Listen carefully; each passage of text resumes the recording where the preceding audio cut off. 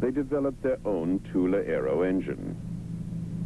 Towards the end of 1938, they had constructed a small propeller-driven light aircraft, the RFC-4, with the express purpose of observing how disc-shaped objects behave in flight. By 1939, the SS had already built its RFC-5, the first long-distance aircraft measuring more than 65 feet, and with the mysterious name Haunebu-1. Under tight security, the Haunebu-1 made its maiden flight, in all probability, in August of 1939.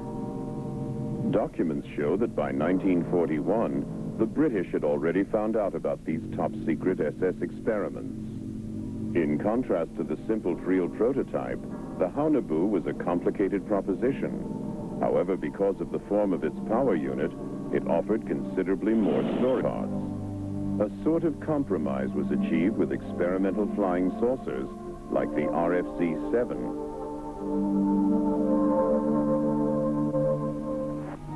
There were indeed other UFOs cruising the skies. A small Vril RFC-2 had been in service as a reconnaissance aircraft since the end of 1940. This rare photograph shows an RFC-2 in the skies over the southern Atlantic, on the way to a rendezvous with the July 1941, work began on this Schreiber-Habermas flying gyroscope, a jet-propelled vertical takeoff light aircraft. By the end of 1942, the first practical tests could begin. However, there were serious design faults in the first prototype. The same year, Dr. Richard Miete began work on a turbine-driven light aircraft, the RFC-7T. This was to be discus and not saucer-shaped. The Italian scientist Giuseppe Belluzzo soon joined this project, followed shortly afterwards by Schreiber and Habermas. They worked together to produce a functional, reliable light aircraft.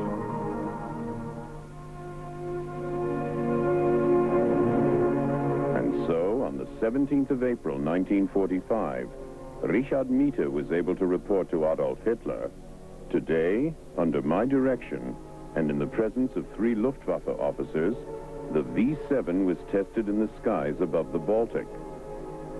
The general characteristics and attainable performance of the aircraft were as follows.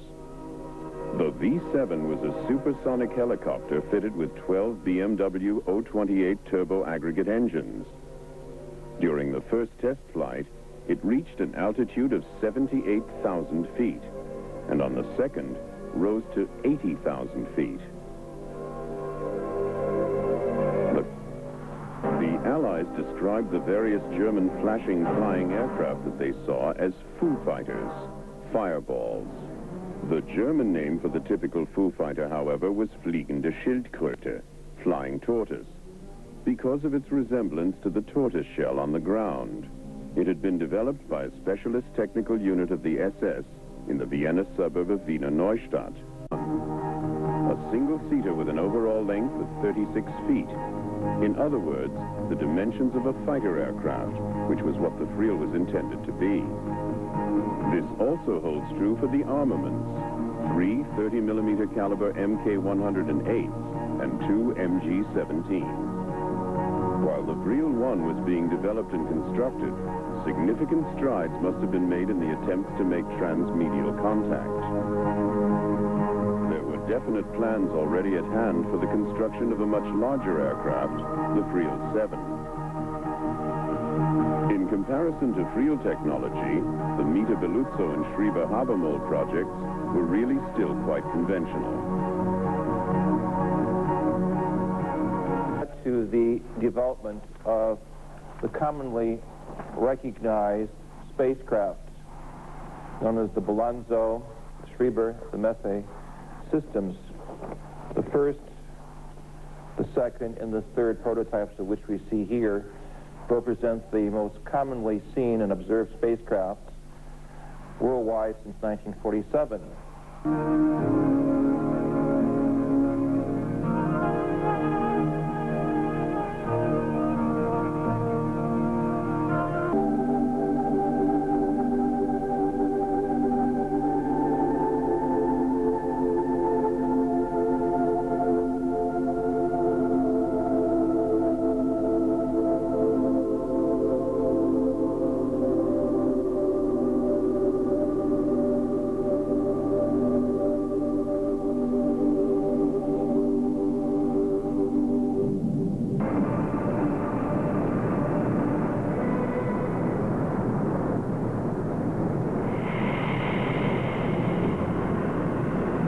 and 45 that could carry literally scores of officers, to the Friel system, which is a very small vehicle, to a very large interplanetary electromagnetic spacecraft that was at least on the drawing board, that had cabins for sleeping. We have a prospect of a vast system that made use of underground facilities for the... The SS, however, had a more audacious plan.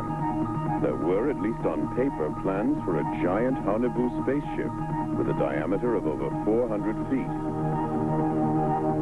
And if the reports are correct, there was even a 230-foot-long Haunebu 3. Just before the end of the Second World War, Department SSE-4 planned to build its own gigantic UFO space station.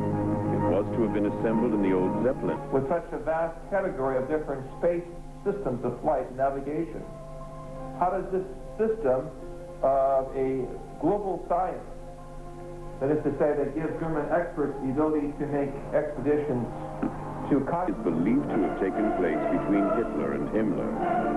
The subject of their discussion, the Friel project, the projection of a huge wheeled spaceship through the dimensional channel. In other words, a tunnel that was independent of the speed of light.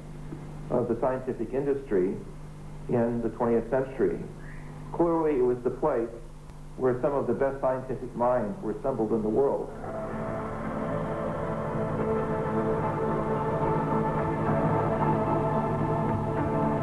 Photographed on the Friel testing ground in the autumn of 1943, possibly B. A Friel 7 engine being tested. Possibly. Parts of the war, there were certain factions of the Allied forces that did not believe he had a secret weapon. And it wasn't until the Americans made much emphasis of this that they began to look at it seriously, and indeed did discover that Hitler not only had a secret weapon, he had what we would call today a UFO or spacecraft.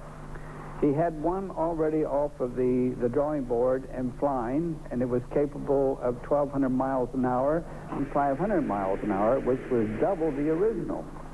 And not only did it have the characteristics of the original craft, but it also had a laser weapon aboard it that was capable of penetrating 4 inches of armor. Now, needless to say that that really spooked the Allied forces into making a redemptive attempt against him and bringing him into a state of capitulation.